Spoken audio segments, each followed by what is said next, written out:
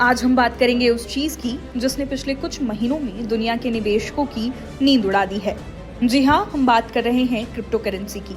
अगर आप नए हैं तो आपको बता दूं कि क्रिप्टो करेंसी एक डिजिटल करेंसी है, यानी इसमें नोट और सिक्के नहीं होते।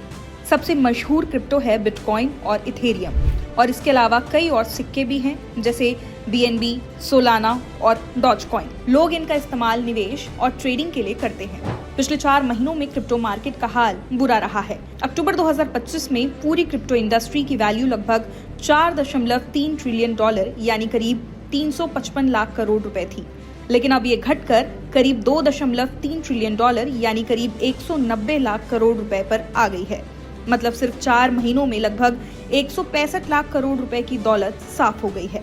हफ्तों में बिटकॉइन और इथेरियम जैसे बड़े सिक्के भी भारी दबाव में हैं। चलो अब बिटकॉइन से शुरू करते हैं। बिटकॉइन फिलहाल लगभग 66,656 डॉलर यानी करीब 55 लाख रुपए पर ट्रेड कर रहा है। पिछले एक हफ्ते में बिटकॉइन लगभग 19% गिर चुका है। इथेरियम की बात करें तो इसकी कीमत लगभग 1,962 डॉलर यानी करीब 1.62 लाख रुपए है।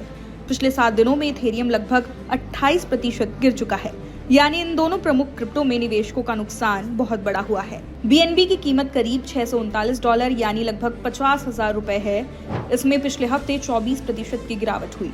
सोलाना अब लगभग 81 डॉलर करीब 6,700 रुपए पर है, और डॉजकॉइन लगभग 0.093 डॉलर लगभग यानी कि 7 रुपए पर ट्रेड कर रहा है। वहीं टीथर एक स्टेबल कॉइन है, यानी इसमें ज्यादा उतार चढ़ाव नहीं होता। इसकी कीमत लगभग 0.998 डॉलर करीब 82 रुपए है। अब जानते हैं इसके कारण और आगे की उम्मीद।